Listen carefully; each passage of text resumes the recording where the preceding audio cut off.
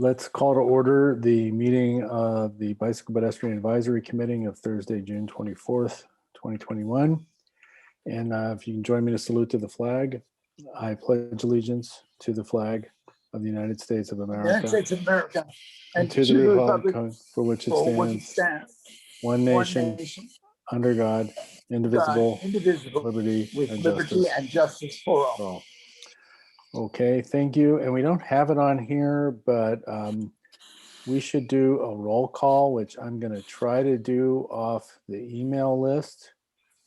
So let's start with committee member Longinati. Just say here if you're here. No? Cheryl's not here? Okay. She's here, but I think she's got to wait to take a phone muted call. her. I think she's, yes. Okay, Cheryl's here. Great. Vice Chairman McPherson. Here. Committee member Bartlett. Here. Committee member Madden. I'm here, but only for one half hour. I have to go back and get some tests done at my hospital. Okay. So you're here till 6:30. Committee member Nofziger. Here. Committee member Garza. Here. Okay. So I think that's it. At least that's what I have on the list. Let's move on to the minutes of the February 25th, 2021 meeting. Are there any comments or change? Are there any changes to the minutes? Okay, hearing none. Can I have a motion to approve the minutes? So I moved. Okay, all in favor of approval of the minutes, say aye. Aye. Okay, anybody opposed? No? Okay, so the minutes are approved. And we now have open time for the public regarding non-agenda items. Is there any member of the public who wishes to speak about an item that is not on the agenda? Give you a minute here to get your hands up. Okay. I am not seeing anybody. No. And Chair Ravazio, I checked the public comment emails and there were no emailed public comments received. Okay. Thank you very much. Appreciate it, Rebecca. And we will then move on to committee member reports. Are there any committee members who have a report? Anyone? Nothing to report? Okay. Wait. Sorry, I can't see your hand, so. Yeah. Just yell out if you have something to say. I can't see Okay, I was anybody on on the mute. screen. So anyway, there's a survey that the Bay Area Toll Authority is doing, a survey of users of the Richmond San Rafael Bridge, users of the bike lane. And I'll put in the chat the URL for that. It's an online survey, so people might want to participate in that. And also there are two comments I wanted to praise Public Works for the paint job on Madera. There was a pinch point there. There used to be a pinch point on the fog line, and now it's much wider, so cyclists have more room, and that's really very, very nice. And then also at the end of Echo, we talked last time about the gravel path that goes from Paradise to Echo.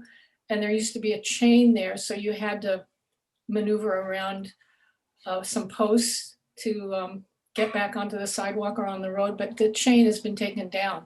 So now one can go right from the road onto the gravel path and over to Paradise. And those are two amenities that I really am thankful to Public Works for. That's Thank all. you, Cheryl. Any other committee member reports? Okay. Seeing none, we're going to move on to this recent addition to the agenda.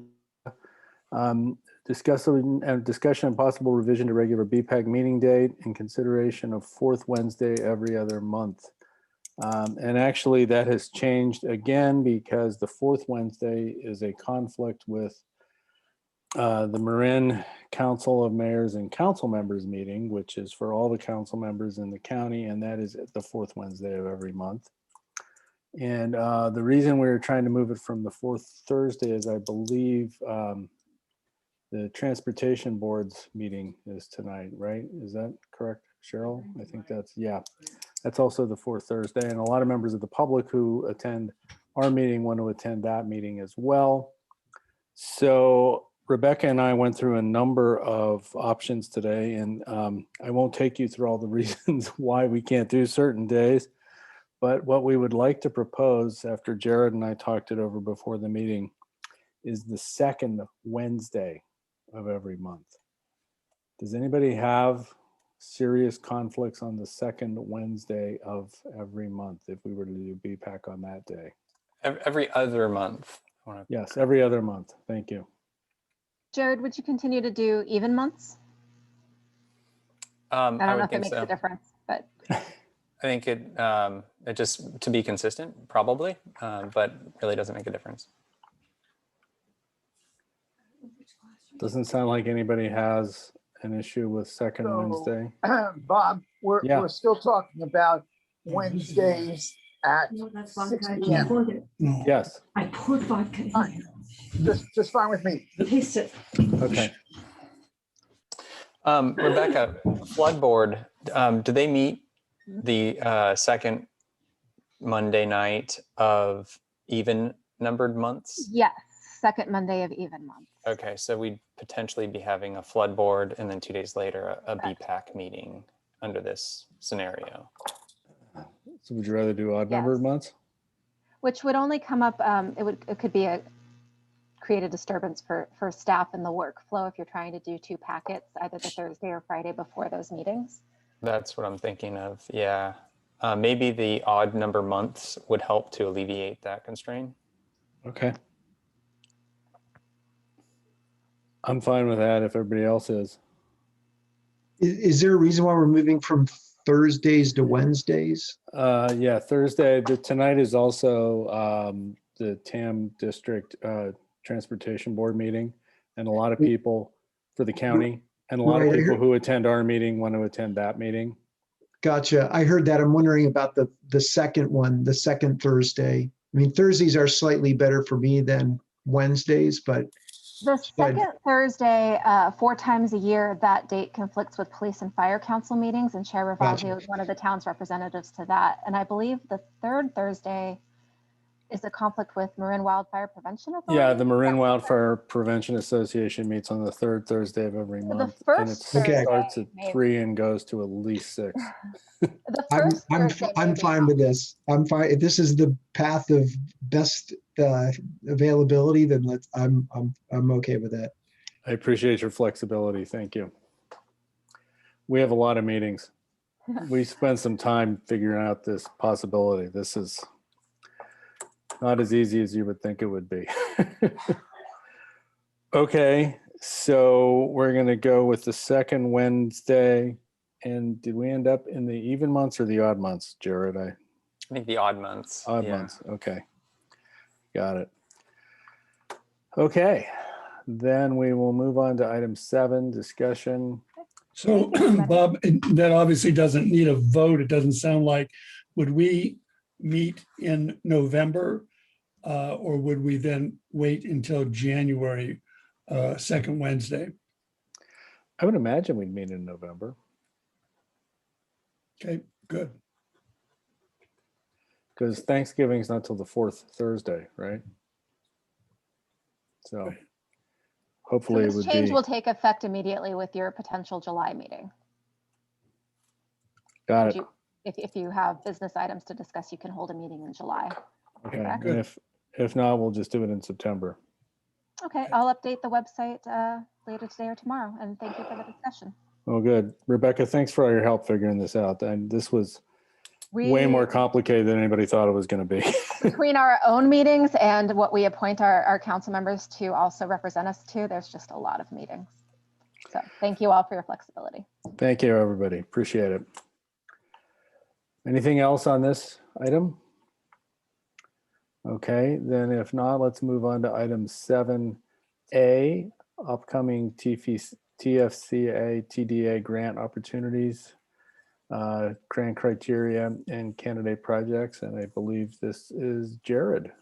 Yeah, Chair Ravazio, if I may, I might be swapping 7B and 7A, if that's okay. We have David Sure. Parisi on the line. Oh, and okay. He's So going we're to gonna help us. We're going to go to 7B, possible right-of-way improvement alternatives on Madera Boulevard associated with Best Western Design Review application. Are there any committee members that have an issue with changing the order? Okay, doesn't sound like it. So I think we can change the order. And Jared, go ahead. Let's go with 7B. All right. Thank you. Let me make sure my screen sharing here is on the correct screen. I think it is there. Do you guys see a full screen of the PowerPoint? It's actually your notes page. Okay, perfect. That's what I thought it was. I want to make sure I'm on the right one. How about that? Is that better? That's pretty good. Yeah, it's bigger. Okay. Let me get to the right item. Okay. So yeah, this is the possible right-of-way improvement alternatives from Madera Boulevard. And this came up because the Best Western Hotel project is starting in our planning commission, in the planning process with the planning commission. The project site is identified there on the right between Tamil Vista Boulevard and Highway 101, just north of Madera Boulevard. So a couple things that we want to just bring to BPAC's attention regarding this project is they're proposing to do some improvements to the fronting streets around the project, Tamil Vista and Madera. And BPAC's review is really just for a general introduction of this from a conceptual level and to get some of your feedback if you have any. Ultimately, this is a planning commission item, and they are the deciding body with regards to what project requirements would happen and what fronting improvements would become of this project or required for this project. Kind of based on the town general plan, we have the ability to ask for right-of-way improvements. But again, it is part of the planning commission process.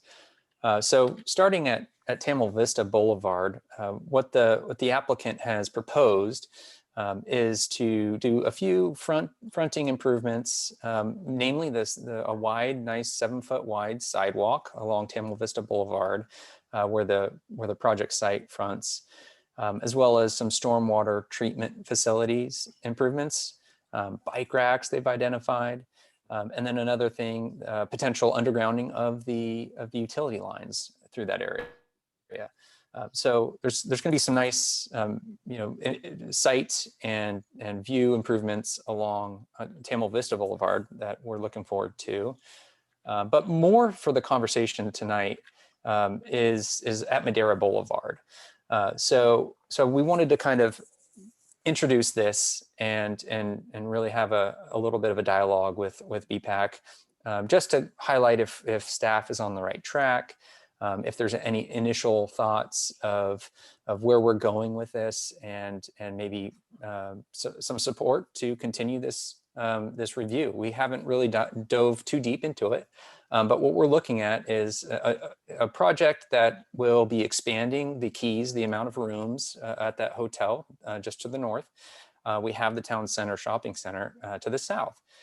So the demand for ped crossing, we're speculating is going to grow. And obviously there's no direct crossing from the entrance of that hotel down south to the shopping center. A ped would have to go down to the intersection at Tamil Vista and Madera Boulevard, as you can see on the left side of the image. And so one option is to improve the crossing at that location only. And then another option is to look at a mid-block crossing, adding some mid-block crossing opportunities. And so we've reached out to Parisi Transportation to assist with kind of shaking the tree for concepts, just what's even maybe possible And then with BPAC's input, maybe we can continue that conversation. But yeah, I have David Parisi on the line, and I've put up a concept kind of scenario that he has and that he's come up with. And I'm actually going to ask David to speak here and discuss a little bit of what he's come with, and maybe discuss some of the challenges and constraints as well. David? Great, thanks, Jared. Good evening, BPAC members. Jared's right. We have just kind of started the process of looking at, does it make sense to do a mid-block crossing, and if so, how could it be configured? There certainly would be pros and cons, and we're going to show you one option and then kind of a sub option to that. As Jared mentioned, one idea would be to improve the crossing over there at Madera, Campbell Vista, and Council Crest. We still have to work on that a little bit, but the most direct crossing, and we see people doing it today, is just between the hotel and town center. So we've taken a look at some ideas, and as you can see here, maybe Jared, you can annotate or point with the mouse when I point some stuff out, if that's okay. All right. Yeah, sure. Great. So what we're showing is a potential mid-block crossing that would likely be controlled with rectangular rapid flashing beacons, either on vertical poles or on mast arm poles. And again, this is just a concept. This is just an idea to get your input. We've shown a median island in the middle of the street that would create like a staggered crossing. And I'll explain how that works in a moment.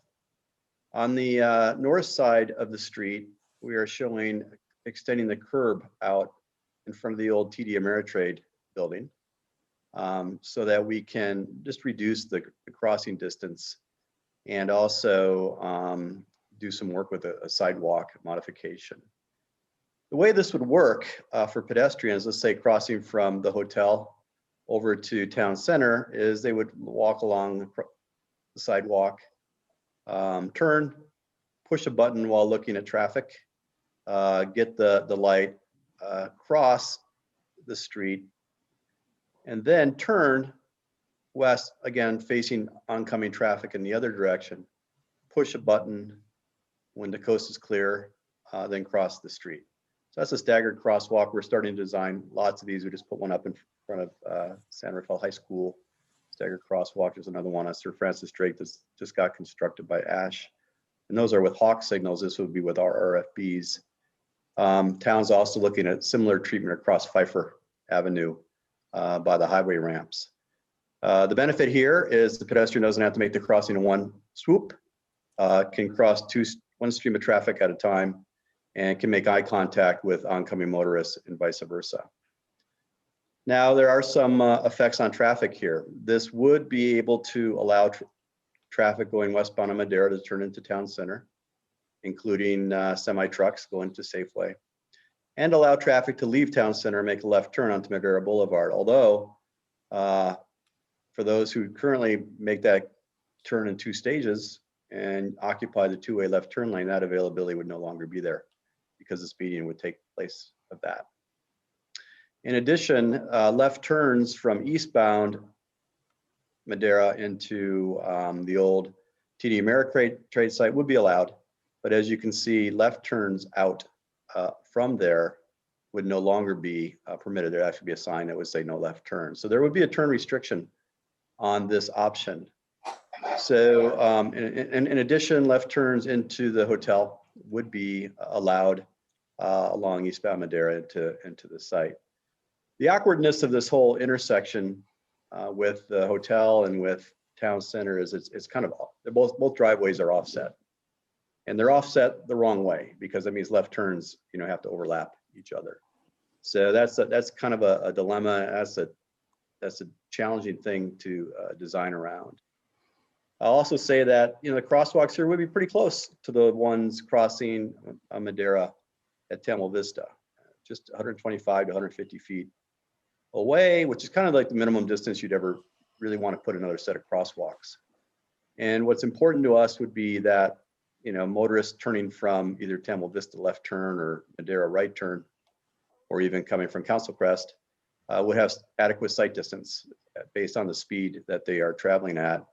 And the speed to the crosswalk would be, for adequate stopping sight distance, would be equivalent to 20 miles an hour. So we'd want to figure out ways to control those turns, particularly the right turn going from Madera onto Madera. Maybe that would have to be stop sign controlled to slow down those folks a little bit more. As I mentioned, there's one obstacle here, and that is, left turns would not be allowed out of the old TD Ameritrade site. So we looked at a potential derivation of this option, which is, I think, the next slide, which would just merely put a little slip through area within what I believe is town right of way onto, sliding through here, as Jared's showing, so that folks that want to go left, go toward the highway, could come east, stop there, make a left turn, if that was feasible to do. So again, this option is no different than the previous one, other than the potential for accommodating folks from that small parking lot that may need to go left. And we don't know the demand of that, but I'm sure it used to occur when that building was occupied, and it would in the future. So I'll just kind of stop it there. It's again, it's an unusual design. It's one challenging for us because it is very close to the other intersection, but there's no doubt that even today, I've been out there and I've seen scores of people crossing the street here because it is their desire line. So it's going to be difficult to force folks to walk up to the Madera Temple Vista intersection and cross there unless there was major barriers. And that would be difficult because of all the turning movements in and out of the driveways. There's always going to be an open road. So tonight, we just want to get your feedback, your experiences, and yeah, that's it, I think, right, Jared? So where we want to go is see what Yep. Okay, feels. great. Yeah. David, Jared, thank you. Okay, so what we'll do first is we're going to go to council members and see if they have any questions. We're not going to do comments at this point. We'll just do questions. Then we'll see if there's any feedback from the public, and then we'll come back to the council for comments and feedback. Does that make sense to everybody? I can see, I hope you're nodding. Okay, first off, any questions? Looks like Kirby has a raised hand. I can see I have that. a raised hand. Amazing. I can't believe I can see that. Jeez, go I for think it. it puts me to the top of your screen so you can see it. But anyway, I'll lower my hand now. The last time Parisi was in here talking about this general area, we were talking about a roundabout just at that intersection.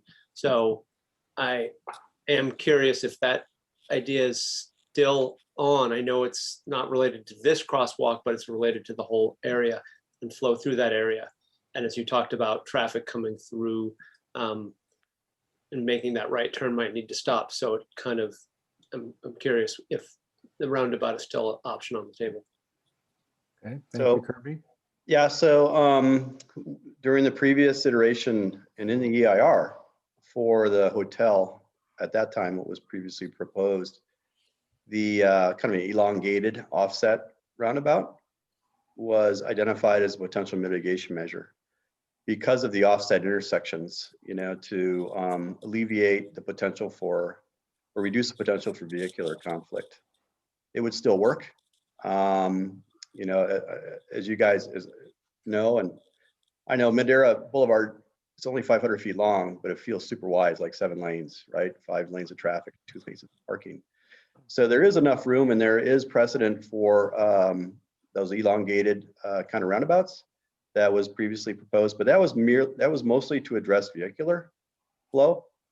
It would not address the pedestrian flow like this would. So it's kind of comparing apples with oranges. I do believe that's potentially still on the table.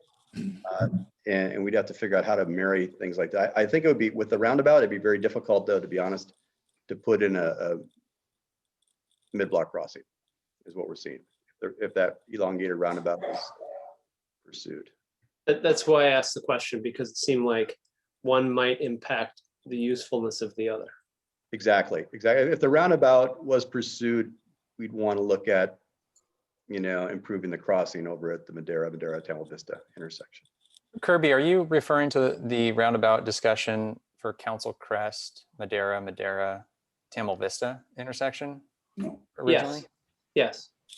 No. I think, well, and what I was referring to though was that's a separate roundabout. There was two roundabouts that could go together. But the one that was in the previous environmental impact report as a potential mitigation measure for the hotels, actually one that would control the town center driveway and the hotel driveway. So it was configured on Madera Boulevard itself.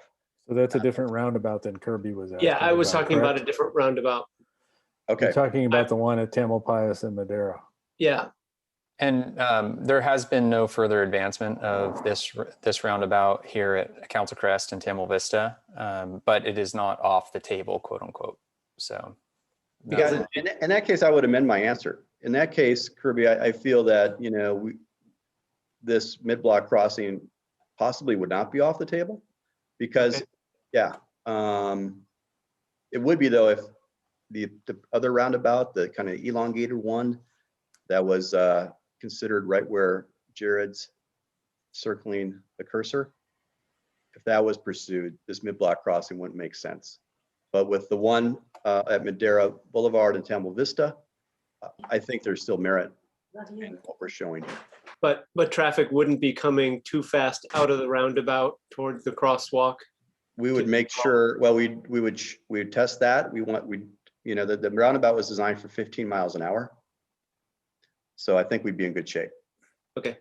Yeah. Thank you. That's what I wanted to know. Thank you, Kirby. Anybody else have a question? Any of the committee members? Yeah, I do. Go, Cheryl. Yeah,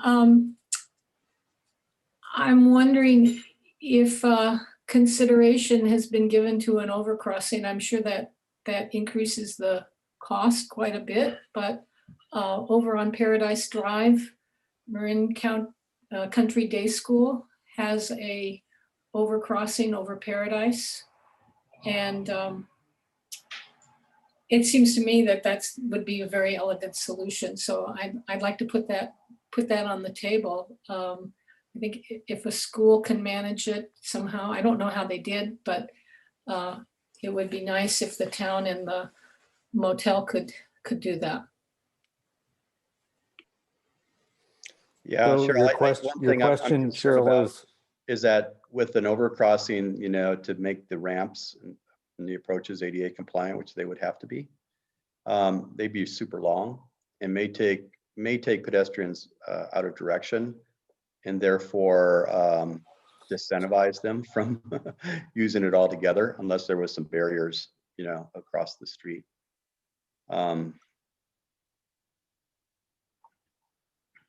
we'd have to make sure clearance underneath it too, right? That sucker has to climb quite a bit up in the air. Yeah, you could have ramps up to 500 feet long on either side with switchbacks to make it work.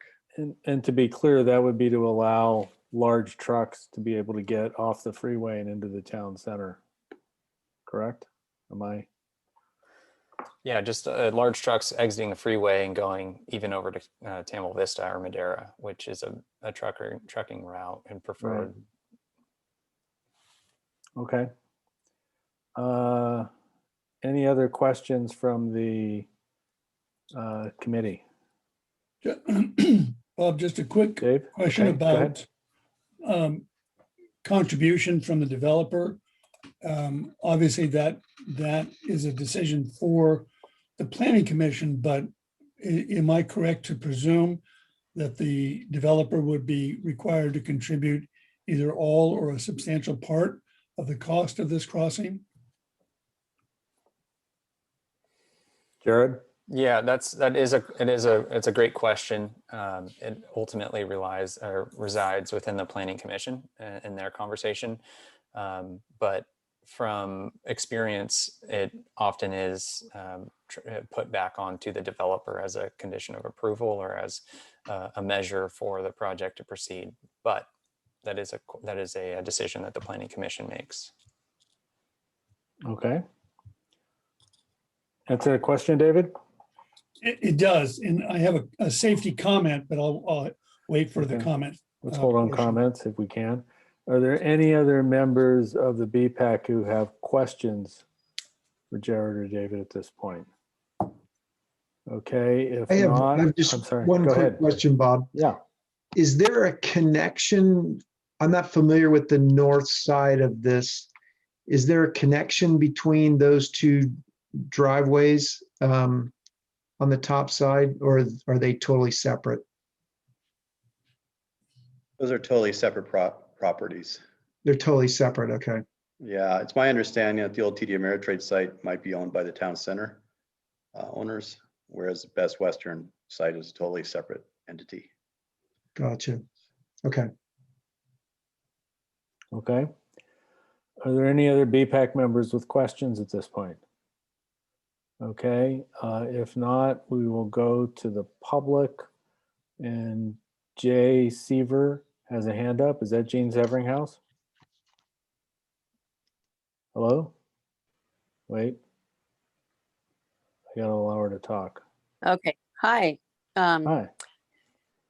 Yes, I was wondering, I know that Caltrans has approved, I believe, and there's some freeway places where there are double roundabouts. So instead of one long elongated one, where a driver would have to go all the way around the end to get somewhere, you'd have two separate roundabouts at these two intersections, because it's already pretty tough. There's a lot of distractions of cars coming from the left and cars coming from the right off the freeway fast. And then there's big trucks parked there. And it's a real wide area. It's not that clear where you're supposed to be. So it's kind of hair raising for cars. And I'm wondering how drivers are going to even pay attention to a pedestrian, given how difficult it is to pay attention to the cars. So I would really encourage two separate roundabouts here, if that's something that David Parisi sees as feasible, because it would be much more sane if you only had to look for people coming from your left in the circle. So thank you. Thank you, Jean. Are there any other members of the public who wish to speak? It looks like Garrett. I think you're allowed to talk. Okay, great. You can hear me okay? Yep. Okay, terrific. Yeah, my name is Garrett Grillo. I'm with Rendison Hotels, the owner of the Best Western property that we are discussing here today. We've been there at that property for a long time, and I know the committee members are very familiar with this intersection. And I just wanted to emphasize that currently all the turning movements in and out of the shopping center, in and out of the Marriott Trade building, in and out of our property makes for a real challenging situation for vehicles. And I'm concerned that introducing pedestrians into that congestion is just not a great idea. It seems to be too much going on there. And I'm concerned about encouraging our guests to cross an area that's just full of a lot of different turning movements. I understand there would be some lights and things like that to help sort of make drivers aware of pedestrians, but nevertheless, I'm concerned about it. So just wanted to raise that concern. Okay. Thank you, Garrett. Thank you. Are there any other members of the public who wish to make a comment at this point? Okay. I do not see any, so we will close public comment and we will bring it back to the BPAC for comments. So now we're allowed to tell everybody what we think. And all I can see on my screen is the PowerPoint. So who would like to start?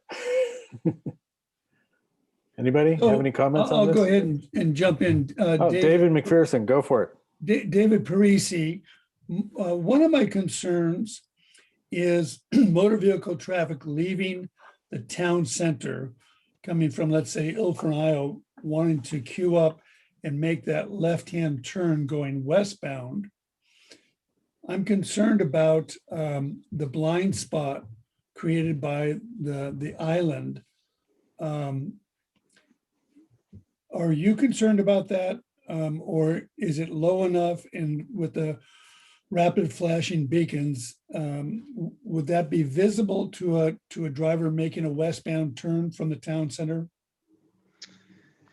You know, David, I want to emphasize, we put a gigantic preliminary stamp on this plan for a reason. Is that, you know, these are just some of our initial ideas. We were tasked to look at potential for a mid-block crossing, because this is the desire line, Yeah. you know. But, you know, we also are showing a beacon facing traffic, potentially facing traffic. The curb would be low, 6 inches high, you know.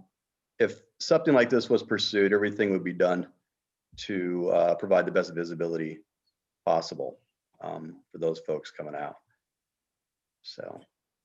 Okay, and my only other comment is, you know, over 20 plus years of watching this intersection, there's no doubt, I mean, I understand Garrett Grielo's concerns about motor vehicle ingress and egress, but you know, I've watched a lot of hotel guests, often not families so much. I see a lot of construction guys who are able to spend, you know, several days there while working construction jobs. And they leave the hotel, they go to the town center, they have dinner, they have some cocktails, and they are simply not going to walk down to the intersection closer to Council Crest and use that. So while this may be a preliminary concept, there's no doubt to me that once the renovations of the hotel are done, that more and more hotel guests will take the, you know, the most direct path between the hotel and the town center to enjoy shopping and meals there. And so if we can accommodate them safely, we should certainly do it. Okay, thank you, David. Are there any other comments from BPAC members about this proposal?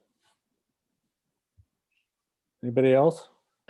I dare to ask, oh, so Cheryl had her hand up. Go, Well, go, go, Go, Cheryl. Go Kirby, you go first. Oh, Well, I'm going to break protocol. Is it too late to ask a question? no, go right ahead. Why is this street so wide? Because if this street was just 2 lanes in each, 1 lane in each direction, this would be so easy, right? But all the comments, because you can't see, as a driver through here more often than a pedestrian, I do have that problem. It's just so wide. There's so much territory. I feel like I'm a pilot in the sky trying to figure out where I'm going to get hit from, because things are coming from all directions. But if it was a narrower road, I know we're not talking about narrowing the road, but I'm curious why this road is so wide, because I don't know if people would agree that if the road was narrower, this would be much easier to solve for. That's Thank my you. question. Kirby, Jared, or David, can you comment on that? Or I don't know why the road is so wide. It's always been interesting to me. You got a 500-foot long road that's 7 lanes wide, in my opinion. But I do think it's interesting that it's called Madera Boulevard, and then the north-south segment to the south is Madera Boulevard. So I just wonder historically if that was the connection, you know, and is meant to be more than it ever was, right? And then Tamil Vista got added on. I think there's some good photos down at town hall that probably show the evolution of the streets, right? So it does seem wider than it needs to be, but there's also a lot of turning movements, as been pointed out earlier. You know, with the roundabout at Temple Vista, we wouldn't have needed all these lanes, right? Because you only need a single lanes feeding roundabouts. So that's interesting also. okay, It is a commonly used parking and construction vehicle queuing area. We have capital projects that contractors they earmark and highlight these available parking stalls right off of the freeway for construction vehicles to pull and wait for their turn at the construction site wherever it may be in town. So it's definitely utilized. for more purposes than just driving.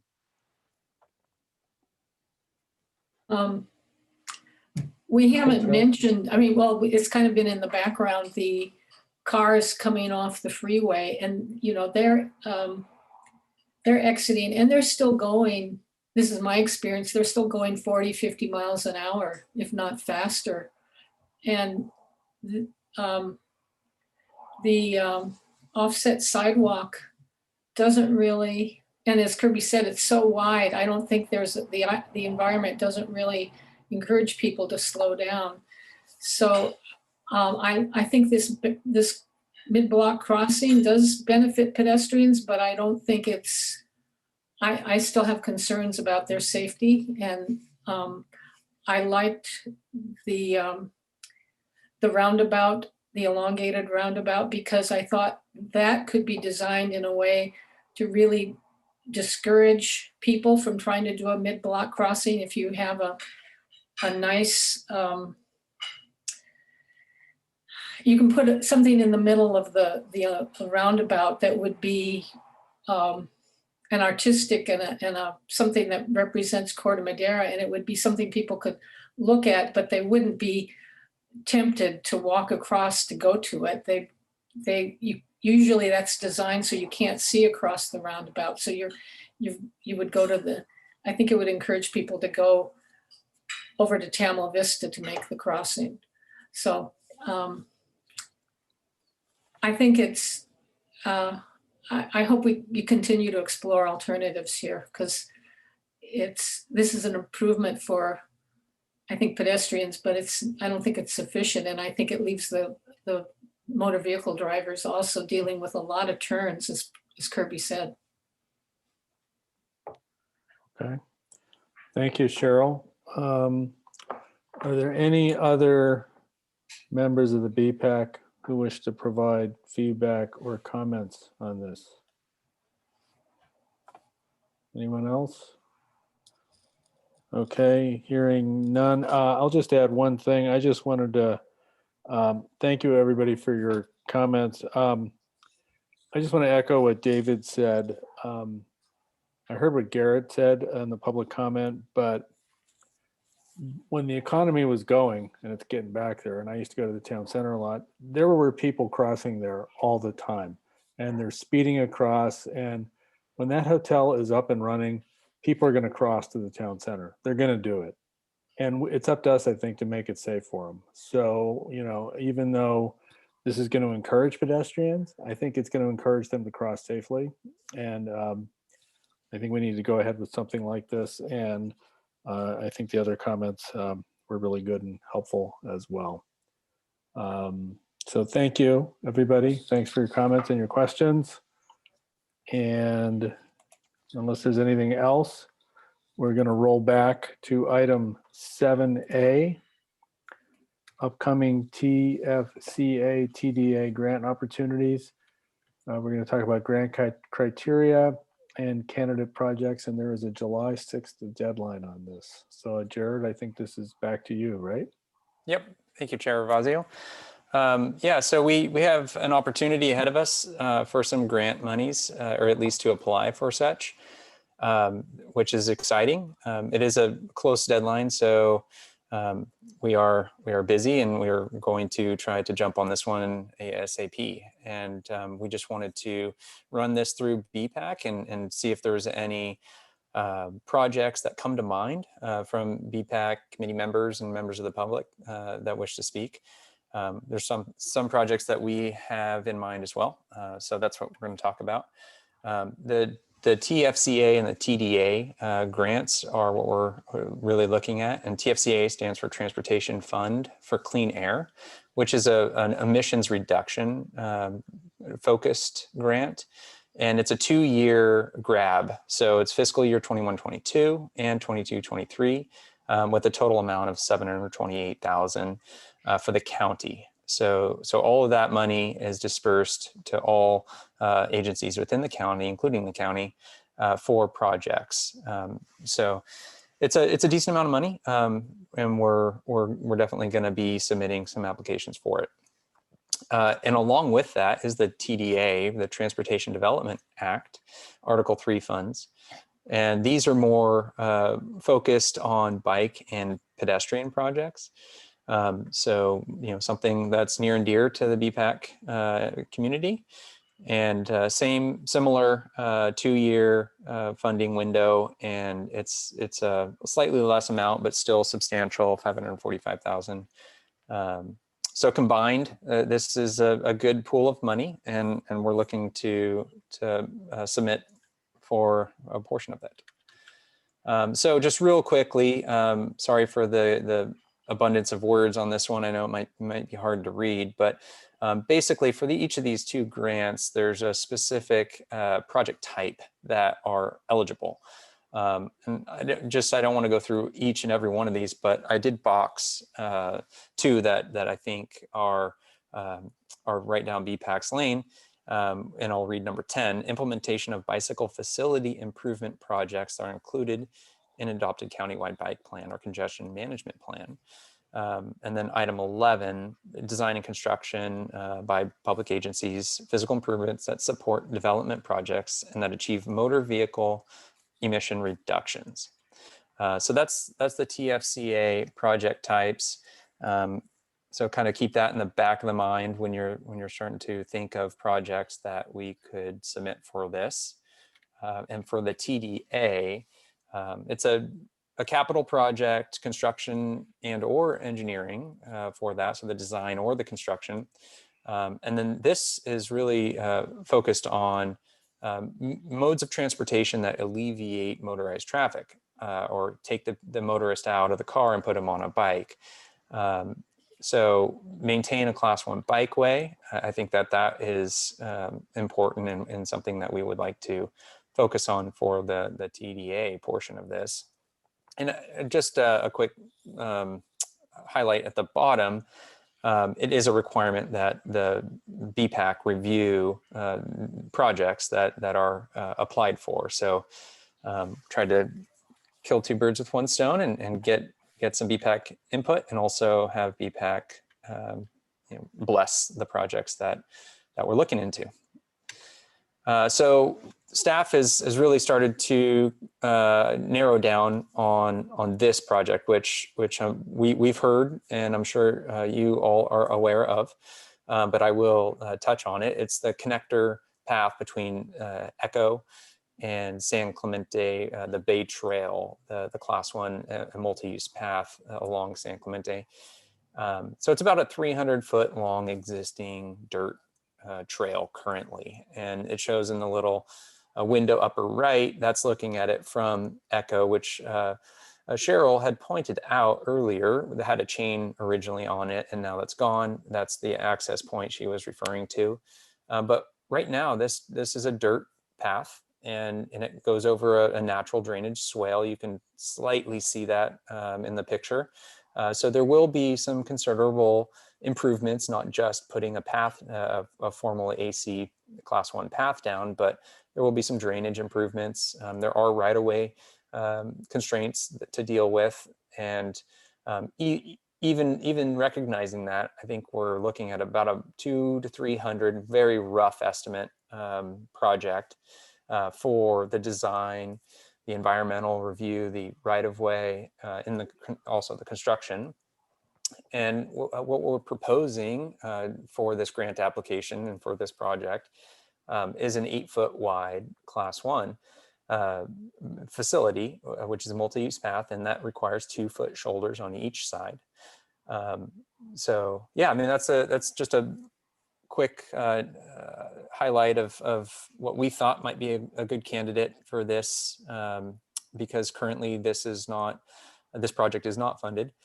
So that would be a nice help to getting this one built in the near future. But with that, I wanted to just briefly touch on that and then also invite other ideas from the committee. Okay, thank you very much. So we will start again with questions from the BPAC. So are there any members who have questions for Jared on this? I see Kirby Bartlett with a raised hand. Kirby. Yeah, my question is, relates to who owns, is this town property, and are there other town property sections that are part of the, what I would call the levee trails, that this sort of leads towards? Because there's, as most of us know, there was some improvements and some not, some was areas of that trail were not improved. And I'm just curious if those would be, if they're in the town property or jurisdiction, could those be part of it as well? Yeah, it's a great question. So this is not town property. This is CDFW, California Department of Fish and Wildlife. So that's part of the discussion for right-of-way usage and getting their permission to improve this section of trail. We don't own it. We do for a portion adjacent to this. So that's for work on the levee. And that is a different trail that goes around this detention basin here.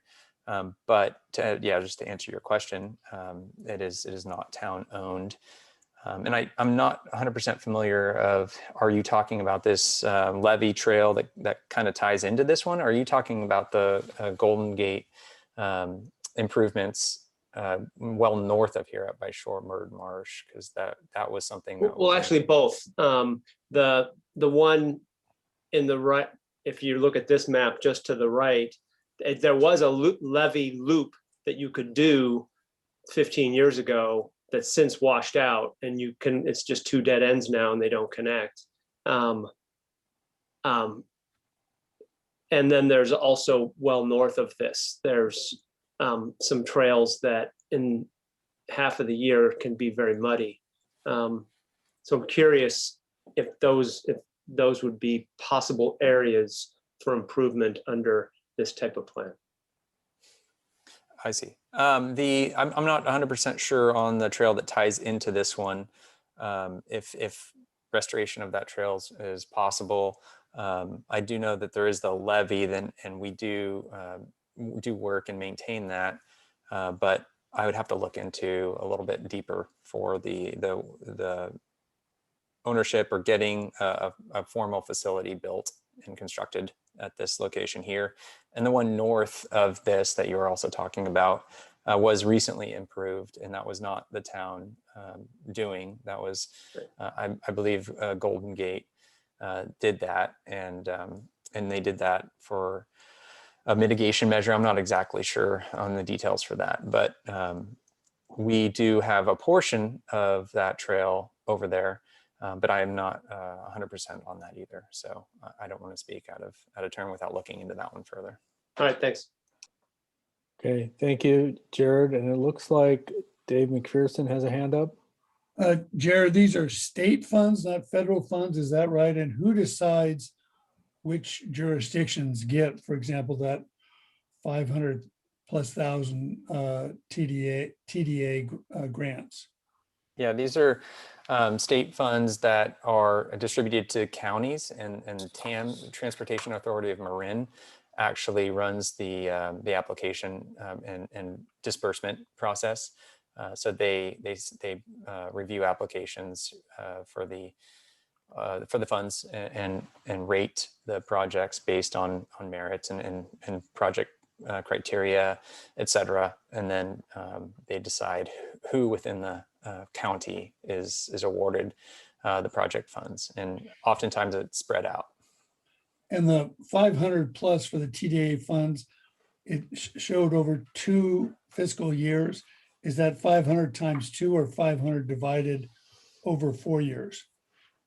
So it's actually 500, and what they did is they, instead of doing this call for projects every year, they're grabbing this year and next year in this one call. So it's 500 for the next 2 years. They won't do this for another 2 years from now. Okay. Thank you. Okay, thank you, David. And it looks like Cheryl has a hand up. Yeah, so my question, given the amounts, really, we're talking about just funds to do design and maybe environmental clearance, that's what, so we need to look for small projects, is that correct? Not necessarily. What generally happens is if we have a project that's fully funded currently, then the awarding body doesn't see that as a high need project. If we show a project that currently doesn't have any funding or doesn't have any already earmarked grant funds, then that shows the need a little more. So not necessarily as it doesn't need to be a small project, but I did want to also clarify this grant will cover more than just the design and the environmental. It's also the construction too. Or I don't want to say it will cover, but it will pay for those services. If the project's a $500,000 project, we can apply and ask for $500,000. And they may decide, you know, we're trying to spread this around to all the agencies. We'll give you 100,000, or we'll give you a certain percentage based on that project's projected need. But that's up to TAM to decide. Cheryl, anything else, or does that answer your question? No, that's okay. Okay. Great. Are there any other members of the BPAC who have a question here for Jared? I don't see anybody with a hand up. So we're going to go to the public and see if any members of the public have any comments on this issue. I don't see any hands up from the public. So give everybody a minute here. And we will bring it back to the BPAC now for comments and feedback to Jared. Is there anybody who wishes to speak further about this? Looks like Kirby Bartlett has a hand up. I love this project. I was running that trail section this morning. It's a great little connector. It's in the winter time, it gets a little bit overgrown, so you can't, two people crossing, you know, run at each other or walking at each other, there's not enough room.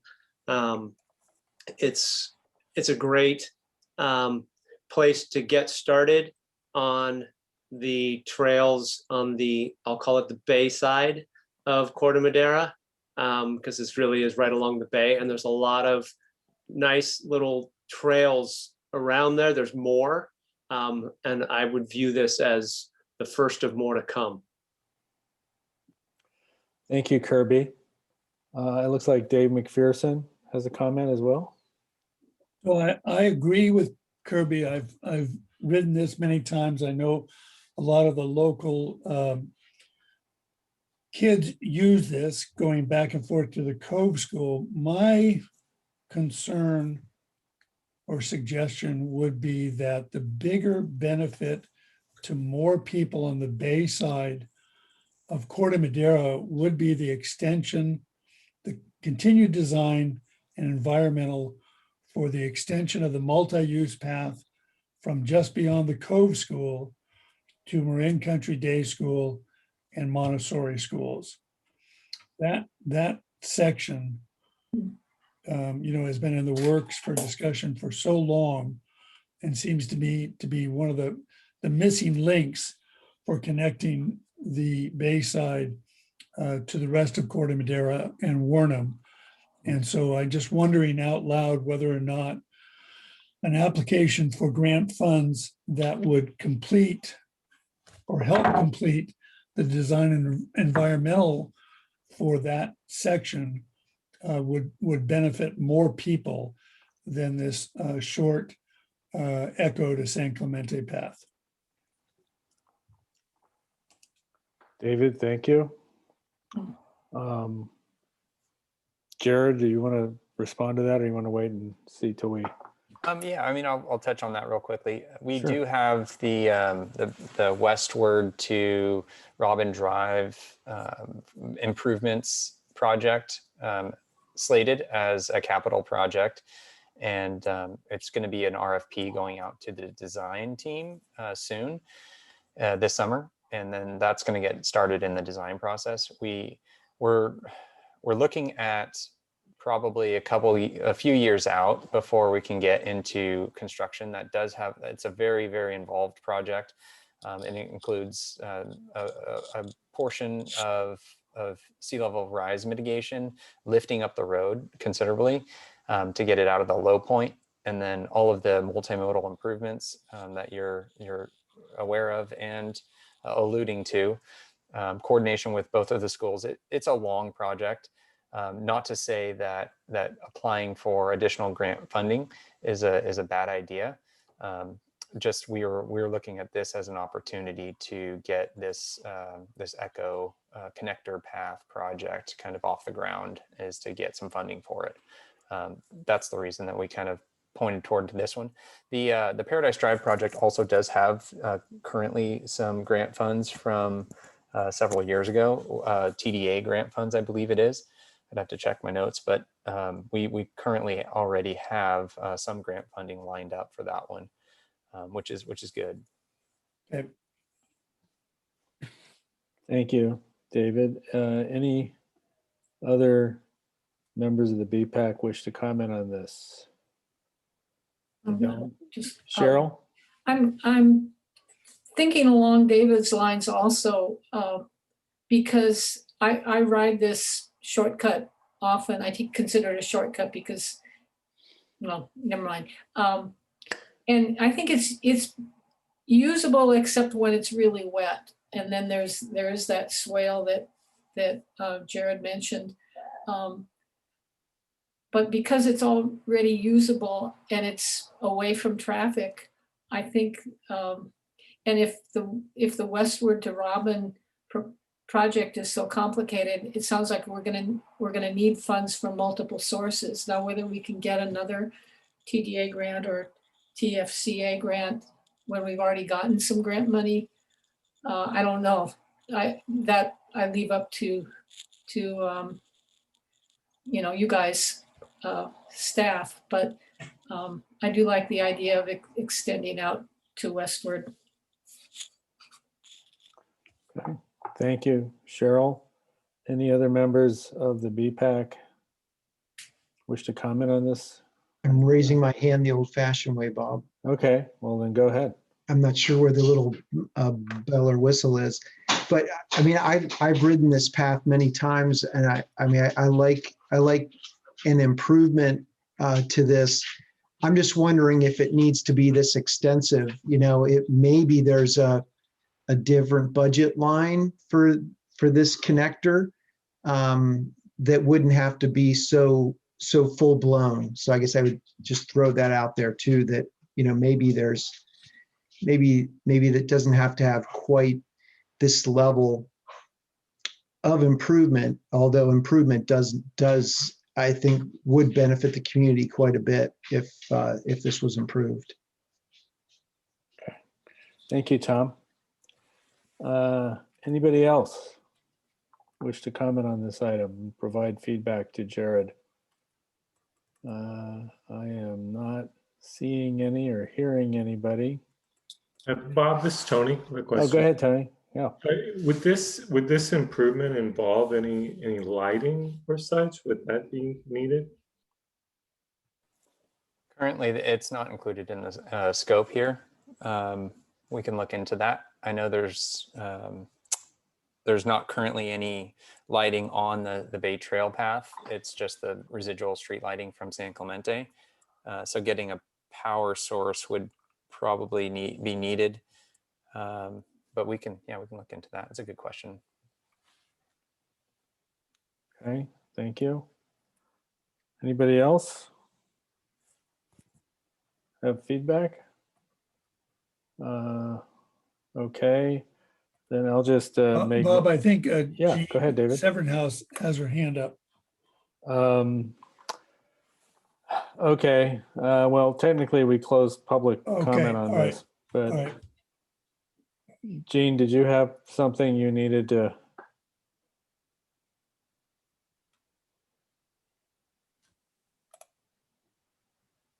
Bob, she wrote in the chat, +1 to David M's nomination of the pathway from Cove to Marin Country Day.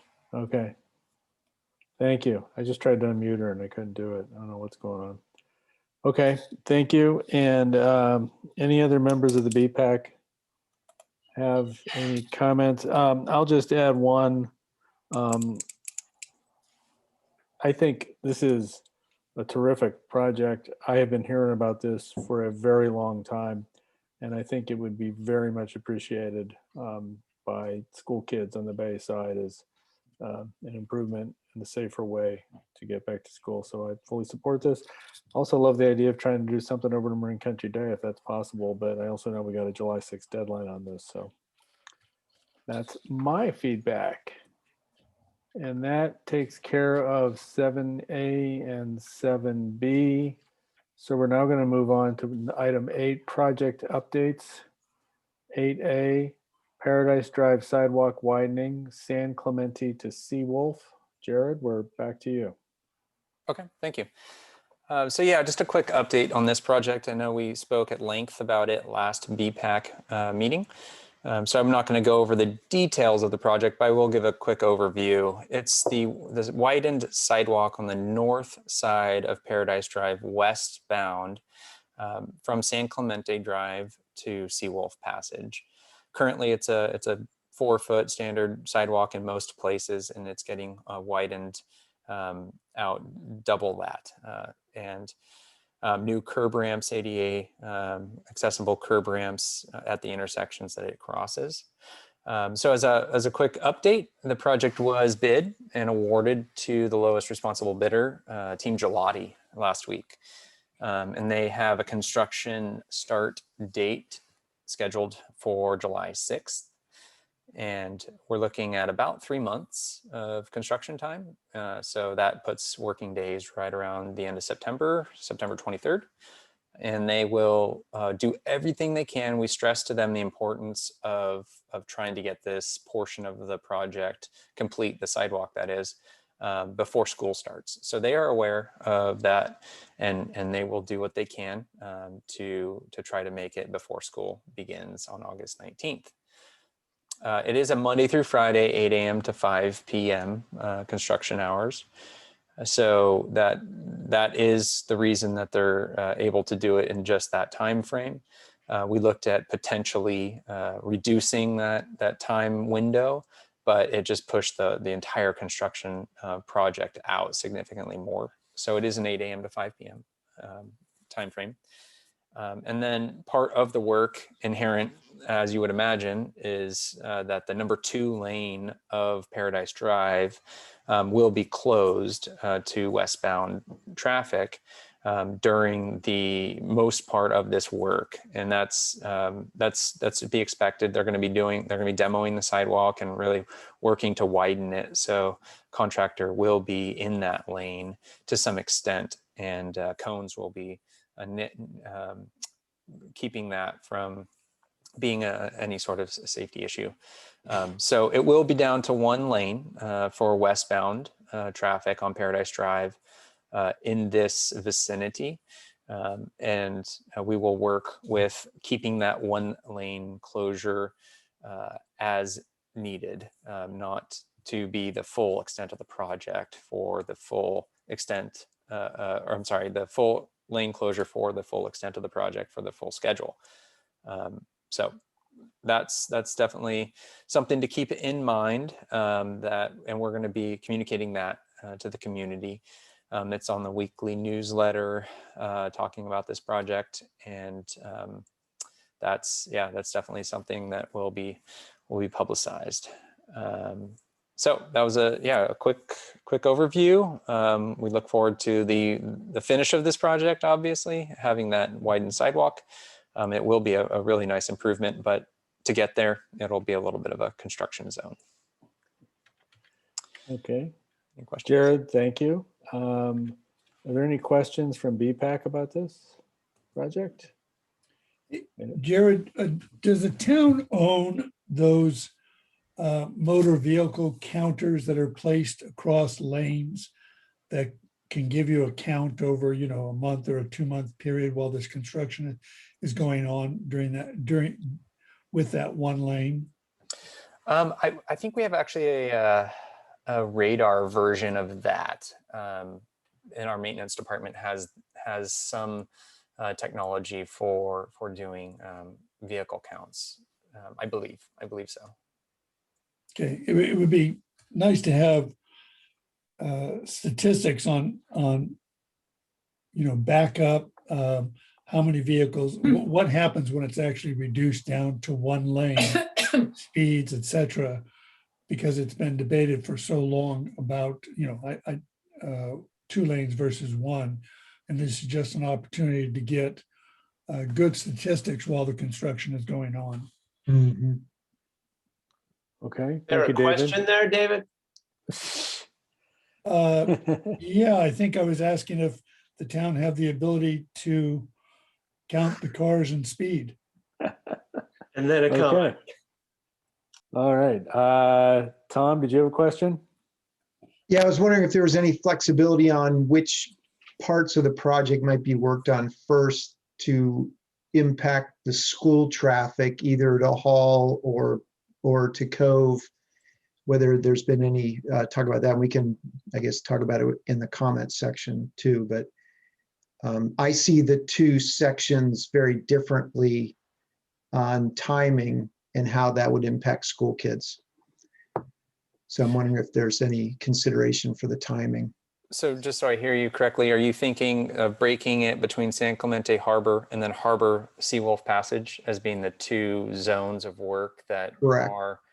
Okay. Yep. I don't know if that has been discussed, but I will bring that up to the project engineer for this, because I can see your point on that. The west portion from San Clemente to Harbor, if that had to be worked on, if any of it had to be worked on during school, maybe have that portion. Because Yes, it's sir. less. Yep. Okay, I gotcha. Thank you. Okay, thank you, Tom. Any other questions at this point for Jared? Okay, seeing none, we will go to the public. See if there's any public comment on this. It looks like, is that Susie Beatty with a hand up? Hi, Yes, how are you? How are you? I'm on my phone. we can Thank hear you. Thank you. Just a comment on counting cars along there during the summertime in these particular 3 months. It's going to be quite different at that time of year than it is at other times of the year. You know, it's very different in the summer than it is when school is in place.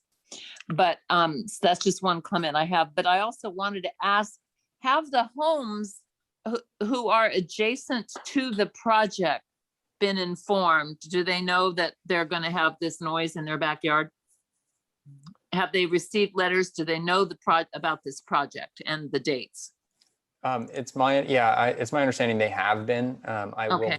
I will be following up with the project engineer to confirm that that is a recent doing and not something that was done months ago, just so that they have a fresh notification. Okay, that's great. Because as you know, that can be a real boggle if people claim they haven't heard about it. So just trying to stop trouble before it starts. Thank you. Thank you. Thank you, Susie. I'm happy with this project. Thank you. Any other comments from the public? And not seeing any, we're going to come back to the BPAC for any comments or feedback on the project update. Anybody who wishes to provide feedback on this or any other comments? It looks like Dave McPherson. Nope, I'm good. Oh, I'm sorry, I thought happy I as had can your hand. be. Kirby Bartlett. That's going forward. I'm happy it's going forward. I had expressed a lot of interest in this offline to Jared and some of the other folks, and really look forward to seeing this come through. Have to respond to David's comment about hinting that we should reopen the idea of making it 1 lane. So I have to reiterate, we've talked about it many times and it's never gone through because there's overwhelming support to keep it 2 lanes. And 3, my comment actually on this, because you're going to close a lane, and it reminded me of a problem I've seen with other projects recently in the East Corte Madera. When there's been construction, there's a sign that says construction ahead or lane closed ahead.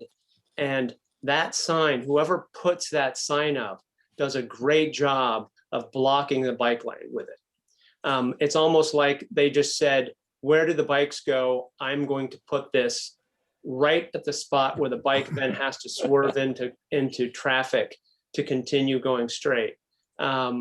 So if there could be like a little education as to where they could put the sign, in some cases, it could have just been off to the driver still would have seen the sign.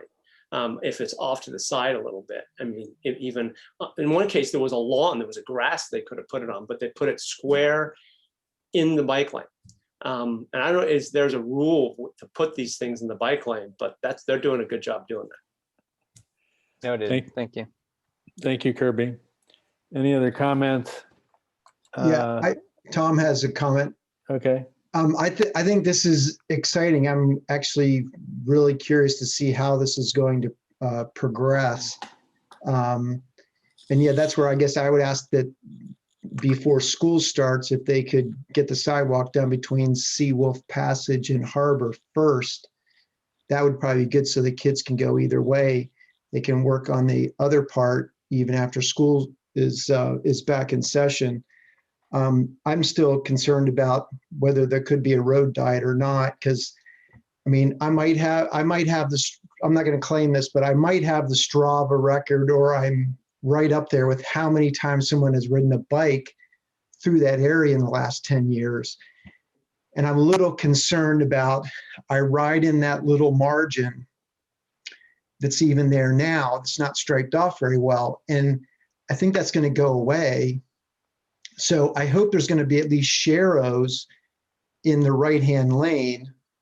And I guess a bike is not going to have any choice but to really take that lane now, the right-hand lane, even if you're one single person riding that way on Paradise Drive. Because I personally, even riding my mountain bike or my road bike, there's no way I'm going to jump up on the new 8-foot wide sidewalk, and probably nobody wants me to ride on that new 8-foot wide sidewalk when I'm either going for a mountain bike ride up Mount Tam, or I'm just going on my road bike to ride out in the far reaches of Marin County. So I hope that second lane, the right-hand lane has some major sharrows, even for a, one rider or two riders.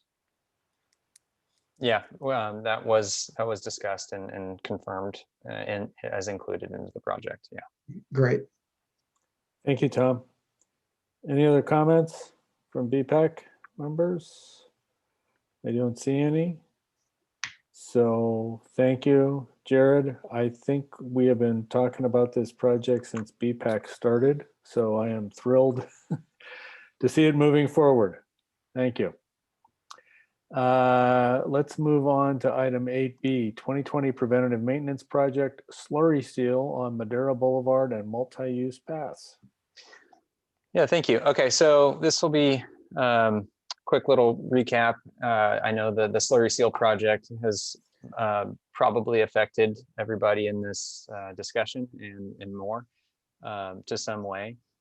It is one of those just very invasive projects by nature of the work that they're doing, and it's a good improvement once it's done. So we're happy with that, but do recognize that it is very inconvenient.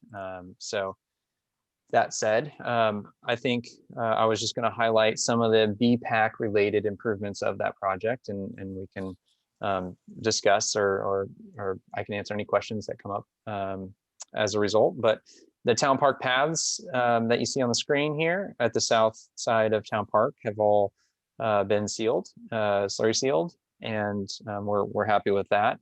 Quite a few paths around town received this treatment. From Pixley Redwood all the way up to Lakeside, the Neil Cummins bike path was another recipient of this slurry seal.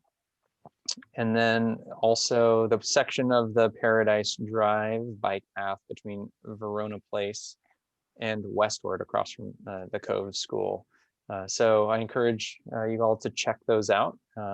And if you don't use those, go and take a look, because they're in great shape now. And we look forward to trying to get more slurry at some point in the future on the remaining paths in town. But another aspect of this project that Cheryl hinted at earlier was the Madera Boulevard striping changes. And this is one of the most exciting parts of this project, in my opinion, because it really took Madera Boulevard to that next level. It put it on par with what Tamil Vista recently received. And we just took, and it's important to note that the resurfacing we did here, or the maintenance treatment we did here on Madera Boulevard, it was very relatively inexpensive per square yard or per square foot versus what happened on Tamil Vista. So we got a good bang for our buck, and what the striping changes that amounted, we feel were massive improvements to the bike and ped facilities along this route.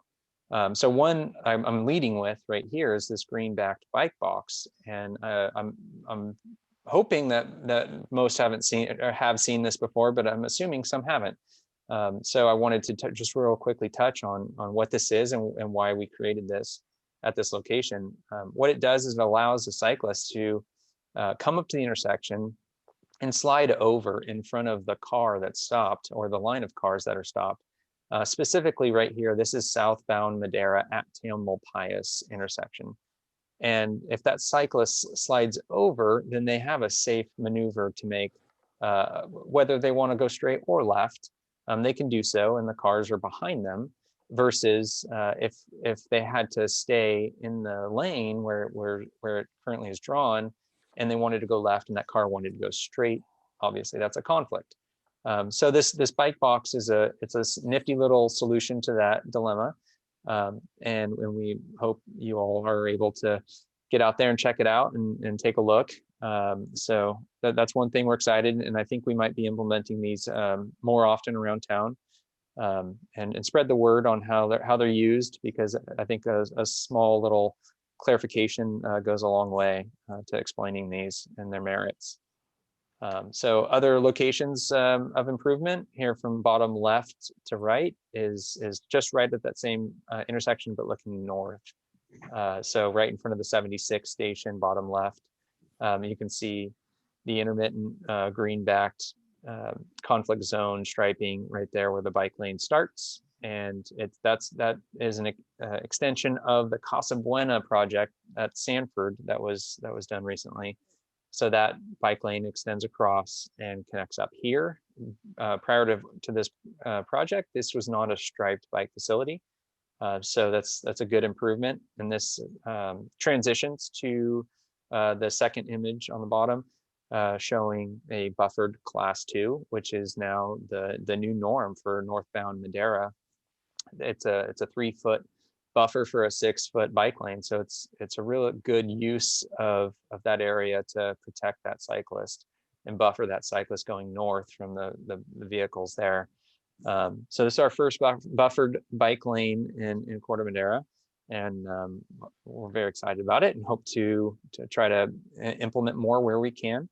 And then as we arrive up at Tamil Vista intersection we were discussing earlier this evening, you can see the green-backed bike symbol there, really showing how that cyclist can come to the stop sign safely, and it highlights to the motorist that there's a bike lane that will be continuing through. So if you're making a right, be aware and be on the lookout for that cyclist with the dashed green striping. And then all the way to the right is a custom sign that was put into effect for this project, and it's at this location, and it highlights the fact that a motorist making that right-hand turn really needs to be aware and yield to those cyclists that are riding up to the stop sign in the bike lane. So with this restriping project, we're seeing a complete corridor now from Tamalpais all the way up through Tamil Vista, up to Pfeiffer, with some very modern, standing out bike facilities that we're very proud of, and I think are going to attract quite a bit of usage.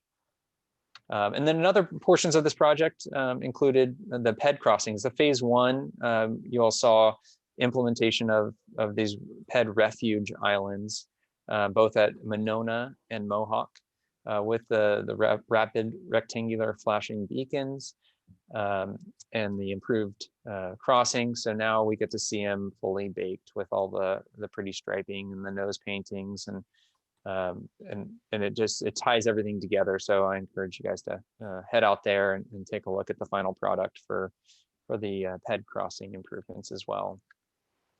And that's all I really wanted to say about the slurry seal project. Thank you. Are there any questions from BPAC members for Jared on this? Awesome. I don't see any questions. Let's go to the public. Any public comment? First off, Susie, did you want to speak again? Susie? No, I guess not. Sure. Okay. Well, actually, I'll just compliment you. I think I went past that that green stuff on the bike lane the other day, and I thought it was amazing. And it immediately, you just know exactly where to put your car, and you know exactly what to expect. And I didn't even know anything about it. And I think it's very cool. That's all. Great. Thank you. Okay. And Jean? Hi, yeah, thanks. I didn't get to ask my question before, and this is in the same thing, but I say it wasn't done in terms of slurry seal. This is all great. What's happening with getting funding, whether it's TDA or some other funding, to fix the Warnham path, to take out all the roots and make it rideable? It's getting just worse and worse, and I really appreciate the paint warning. But are we waiting for the ATP grant? Because I just learned today from MTC, they think that they're going to get down to a score of 87. So that still pretty much rules out that money. So can we apply for money from the two sources that Jared was talking about to fix the Warnham path? It's used heavily all the time. It's the North-South Greenway. It's a critical path for children going to school. So, you know, can somebody comment on what's happening on Warnham? Thank you. Okay, thank you, Jean. Let me just see if there's any other public comments. I don't think there are any.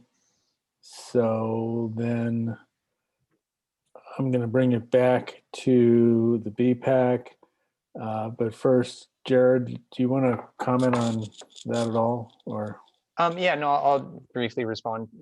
So I'm not sure exactly getting a TFCA or TDA applies to that project. I don't think it's funded or currently fully funded. So applying for that grant, I think, implies that we have money to go forward with the rest of the project.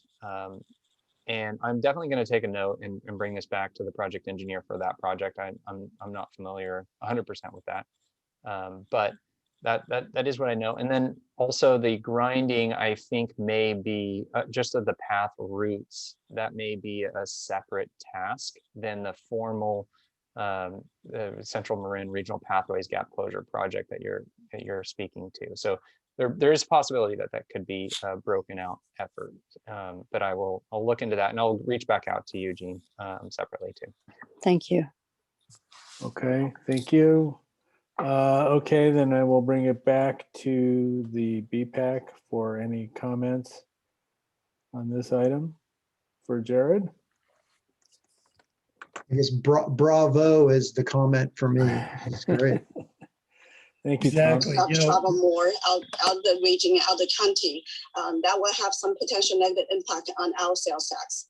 And obviously the more spending on service. I don't know who that was. I don't know either. I think she went on mute. I think it was one of the guests, but Anybody, any other BPAC members Yeah. want to? Just a quick comment that this could have been a slurry seal project with no creative eye towards bicycle and pedestrian improvements, and instead it used up every single inch. And I don't know everybody that was involved, Parisi, Public Works, but it is very, very impressive. It went from the Madera Boulevard we've known for 30 years to a really a bicycle and pedestrian friendly project with, you know, nominal physical improvements to the islands that are beautiful with the landscaping, and of course the striping is we should all be proud of it. So bravo is exactly right. Thank you, David. Anybody else? It's very classy. Thank you. Any other comments from BPAC members? Okay, if not, I will just echo what David said and Tom, and thank you first off to Jared and staff, but also thank you to all the members of BPAC for all the time you've put in. I work on a lot of different committees, as you heard a little bit about tonight, and this is the one I enjoy most. And one of the reasons is we're getting stuff done. We are making improvements and changes around town, and it is because of the time that you all put in and the input you provide and the way staff responds. So I just wanted to thank everybody who's on the BPAC for the time you put in and the comments you provide, and Jared for all the work you guys are doing, because we're seeing changes around town and it's because of all the work you guys are putting in. And I just wanted to say thank you. So that's my final comment. Let's move on to item 9, any future agenda items? So I have one, and I'm not positive that this requires coming back onto the BPAC agenda, so I'm looking for advice. An issue that has come up many times over the years has been the permanent signage for giving 3 feet, you know, motorists required to give 3 feet. And Kirby made really a brilliant, I mean, impassioned argument that it doesn't make sense to just take that one law and make permanent signage. So if my understanding is correct, that the permanent signage is kind of on hold or has been shelved, this is what I'd like to see. The town has 3 areas of temporary signage, you know, coming out of the town center, up at Menke Park, and I think down when you come out of the Trader Joe's shopping center. I think those are the 3 areas where the town council can control what temporary signage is posted. What I'd like to see is the town council approve twice a year temporary signs going up that are instructive, educational in nature, that are highly graphical, that show, that remind motorists that they're required to give 3 feet. And so maybe, Bob, that can go directly to the town council without the BPAC, but if it requires an agenda item on the BPAC and a vote, I think that should be on the BPAC agenda if required, but I'd prefer to just see it go in front of the town council if possible, so that in late August and into the first few weeks of September, we have temporary signage at all 3 locations that remind motorists, with school coming, you know, back into session, that everybody's required to give bicycles 3 feet. Okay, thank you, David. Jared, maybe you and I can talk about this afterwards and figure out the best path moving forward. Okay. Maybe David, maybe there's a way to put a green stripe down the side of the main drag in Corte Madera where you ride that all the time, and there's not much of a designated bike lane there, and some more green striping where the bikes have to ride, it might be interesting. Where's that location? Tom? Just right straight down. What's the main drag? Tamalpais Drive. Where we have Tamalpais Drive. two lanes going each direction, and theoretically, that was all restriped in the last couple of years, and it's better than it ever was. But there is no real dedicated bike lane. The bikes can take the right-hand lane, but it might be cool to have a green stripe down the edge next to the white stripe, because that's where you ride all the time, right? As a reminder that, because if you're going to pass someone with 3 feet, a car can't really pass you in that lane right now.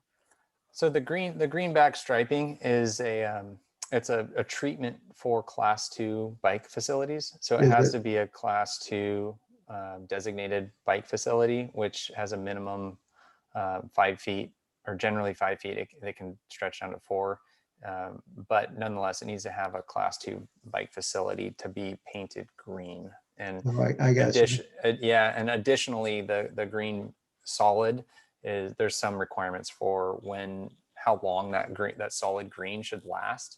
It shouldn't be the full stretch for miles and miles. It should just be at beginning, at conflict points, at intersection locations, kind of where you just want to elevate the importance of that Class 2 facility. Yeah, and you can overuse it, I guess. But the new stuff you guys put in is amazing. Because I guess the only other place I feel really vulnerable riding through town right now is from where you guys just put that beautiful intersection in. If you head towards the 101 overpass, where people take the turn lane to go to San Francisco, that whole little section there from the bus stop through is not marked. And to me, that's a very vulnerable spot if you're on a bike trying to maneuver up and over 101 to get to West Corte Madera. Yeah, we definitely have that one in our targets. I know Caltrans is working on an overcrossing project in the future. So as part of that, any improvements there would definitely be integrated along with Caltrans decisions, because they're still thinking about maybe modifying that little entrance to 101 right there, sliding it around. So we just want to make sure we do something that is coordinated in concert with what they're planning to do too. Yeah. Okay. So Thank you. just a final comment. My concept of this is signage that would be used year after year as purely educational for any motorists in town using any of our streets, to remind them of the rule that you've got to provide 3 feet when overtaking a bicycle. And so I'll leave it at that. Okay. I'm curious, did you want that to be on the next agenda, or did you want that to go straight to the- Again, I think Bob and Jared can talk about it. The town council has to approve the use of the temporary signage, which is done by the community foundation, various events that are happening in town, and it comes before the council approves it. So if it doesn't have to come back before the BPAC, from my perspective, that's fine. I just would like the town council to consider temporary signage for this educational purpose. And if they approve it, great. And also, I'd be willing to pay for the signs, because I know often the Corte Madera Community Foundation or other civic groups typically pay for these signs. I wouldn't want the town necessarily to have to, they're not that expensive, but I'll leave it at that. Okay. Thank you. Jared and I will talk about that separately. Are there, and decide whether we take that to the council or we try to bring it back to a BPAC. And any other comments on future agenda items? Okay, I if would- not, I would yes. be interested in knowing, doesn't have to be the next time, but the trails on the bayfront, the levees and whatnot, and if there is any possibility to improve those trails, or is that just completely outside the town's jurisdiction? I second that one, Kirby. That's a good idea. And just a quick update from Public Works on the sidewalk program, how successful that has been rolled out and where it's been used. That would be helpful to keep our focus on pedestrian issues as well as bicycle. Okay.